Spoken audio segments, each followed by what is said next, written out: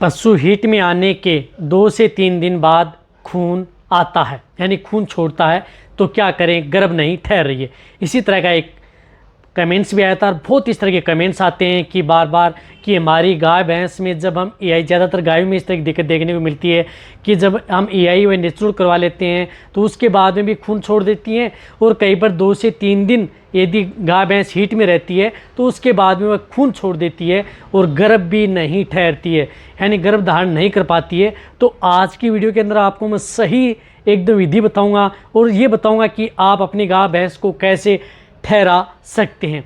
क्या ये खून आ रहा है तो आपके पशु में क्या दिक्कत कर सकता है, आज की वीडियो के अंदर आपको डिटेल से बताया जाएगा। वीडियो लंबी ज़रूर होगी लेकिन स्किप करके मैं देखना, पूरा देखना। वीडियो के अंदर आपको पॉइंट बाय पॉइंट बताया जाएगा। चैनल पर नए जुड़े हैं, पहले आप इस चैनल को सब्सक्राइब कर लें, साथ में बेल आइकन और ऑल वाला ऑप्शन दबाएं। आपको पता है कि इस चैनल पर सही जानकारी के साथ वीडियो दी जाती है।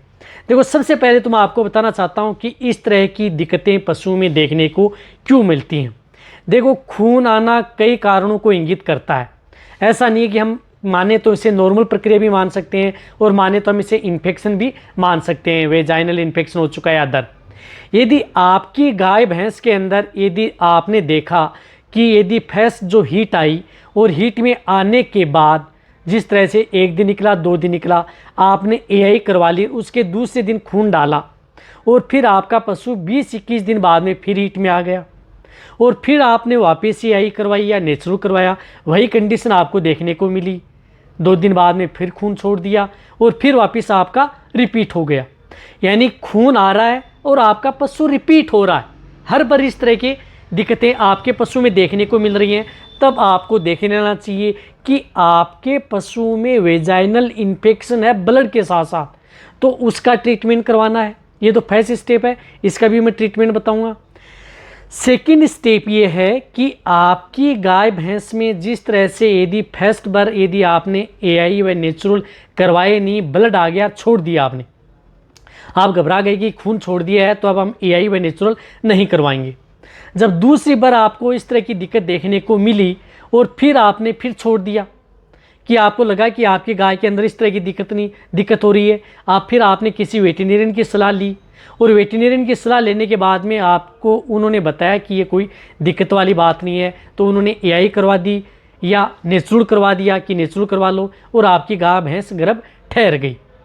तो अब 2 तरह के केस फील्ड के अंदर देखने को मिलते हैं, 2 तरह के कमेंट्स भी देखने को मिलते हैं कि सर हमारी गाय भैंस ब्लड छोड़ने के बाद में एआई नेचुरल करवाते हैं, गर्भ ठहर जाती है। एक कहते हैं कि ब्लड छोड़ती है, गर्भ ठहरती ही नहीं है। तो सबसे पहले तो मैं आपको बताना चाहता हूँ कि जो गर्भ ठहरती है, देखो, जब भी गाय भैंस हीट में आती है तो उस स्थिति में कोई भी पशु जब हीट में आता है तो उस स्थिति में जो एस्ट्रोजन हार्मोन है उसका लेवल बहुत ज़्यादा हाई हो जाता है, यानी बहुत ज़्यादा हाई हो जाता है। एस्ट्रोजन हार्मोन का लेवल जब हाई हो जाता है तो उस स्थिति में ब्लड का सर्कुलेशन भी बहुत हाई हो जाता है।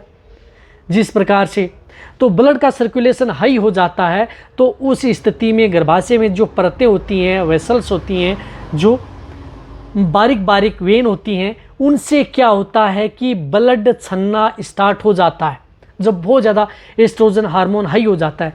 या जब आप एआई करवाते हैं तो उससे क्या होता है कि जो हार्ट टच होता है और जो गन है एआई गन वो टच होती है, तो उसकी वजह से भी कई बार क्या होता है कि जो ब्लड है वह बाहर आ जाता है। तो फिर ब्लड बाहर आ जाता है तो उसी स्थिति में नहीं घबराना चाहिए। कई बार क्या करते हैं कि जब आप नेचुरल करवाते हैं तो उसकी वजह से भी जो ब्लड का सर्कुलेशन उस समय हाई होता है तो ब्लड बाहर आ जाता है, तो वो होती है एक नॉर्मल प्रक्रिया। उससे बिल्कुल भी आपको घबराना नहीं चाहिए कि आपका पशु गर्भ ठहरेगा या नहीं ठहरेगा। बहुत इस तरह की फील्ड में हम इस तरह के केस देखते हैं जिसमें एआई व नेचुरल जब हम करवाते हैं उसके बाद में पशु ब्लड छोड़ता है और वह पशु आसानी से गर्भ ठहर जाता है बिना किसी दिक्कत के, यानी कोई दिक्कत देखने को नहीं मिलती, आसानी से गर्भ ठहर जाता है।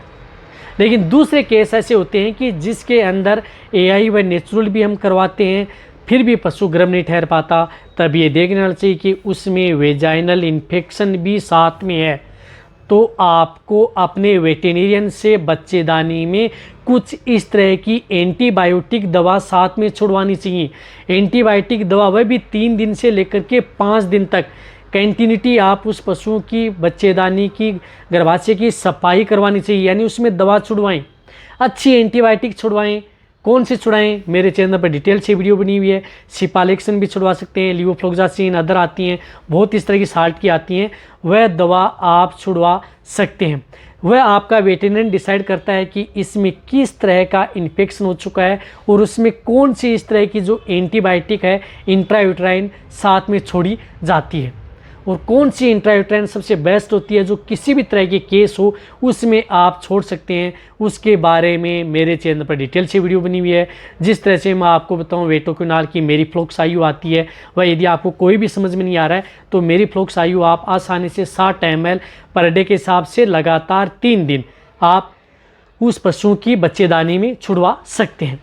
साथ में आप उस पशुओं को अच्छा इंजेक्शन भी लगवा सकते हैं, एंटीबायोटिक का इंजेक्शन भी लगवा सकते हैं, या लॉन्ग एक्टिव एंटीबायोटिक जिस प्रकार से ऑक्सीटेट्रासाइक्लिन लॉन्ग एक्टिव है, एंड्रोफ्लोक्सासिन लॉन्ग एक्टिव है, ये भी आप साथ में लगवा सकते हैं ताकि किसी भी तरह का यदि कोई इन्फेक्शन है बैक्टीरियल वह भी दूर हो जाए। और साथ में आप जब भी पशुओं को उसमें क्या करना है कि जो मल्टीविटामिन इंजेक्शन आते हैं वह साथ में लगाएं। जो मैंने कई वीडियो बनाई हैं कि कौन से इस तरह के इंजेक्शन लगा करके एआई व नेचुरल के साथ आप अपने पशुओं को गर्भ ठहरा सकते हैं, जो इसी चैनल पर डिटेल से वीडियो बनी हुई है, वो आप जा कर के देख सकते हैं। टेबलेट बोलस के बारे में बनी हुई है, या उनका लिंक आपको डिस्क्रिप्शन में मिल जाएगा, वहाँ पर भी आप जा कर के देख सकते हैं कि कौन सी बोलस दे करके भी आप अपनी गाय भैंस को गर्भ ठहरा सकते हैं, और वो कौन से 2 इंजेक्शन वो यदि आप साथ में लगाएंगे तो बहुत ही अच्छा रिजल्ट पशुओं में देखने को मिलेगा। अब देखो, जहाँ तक हो सकता है मैंने आपको बहुत ही सही और सरल भाषा में समझाने की कोशिश की है। दोनों तरह की दिक्कतें हैं तो आपको घबराना चाहिए। यदि फर्स्ट स्टेज में आपको बिल्कुल भी नहीं घबराना चाहिए, आपको लग रहा है कि पशु में आपको कोई इन्फेक्शन दिख ही नहीं रहा, इन्फेक्शन वाली बात ही नहीं है, तो आप उसकी जो ब्लड छोड़ रहा है तो भी आप एआई व नेचुरल 2 चांस तो आप अपने पशु में लेने ही चाहिए। यदि 2 चांस ले लिए फिर रिपीट हो रहा है तो आप अपने वेटेरिनियन से कहें कि ये दिक्कत है, तो वह कुछ दवा आप अपने पशुओं के गर्भाशय में छोड़ेगा, या कुछ इंजेक्शन लगाएंगे, या कुछ आपको फीड सप्लीमेंट भी साथ में देंगे।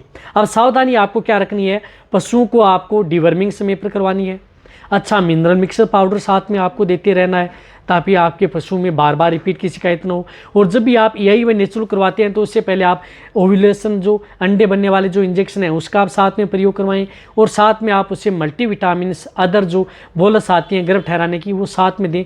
कोई भी दिक्कत नहीं है, आपके पशु आसानी से गर्भ ठहर जाते हैं, टेंशन वाली बात ही नहीं है। फील्ड के अंदर बहुत इस तरह की दिक्कतें देखने को मिलती हैं और हल भी हो जाती हैं यदि आप सही उसका डायग्नोसिस कर लेते हैं तो।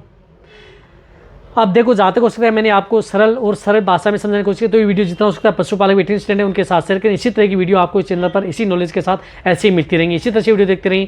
थैंक्स, धन्यवाद।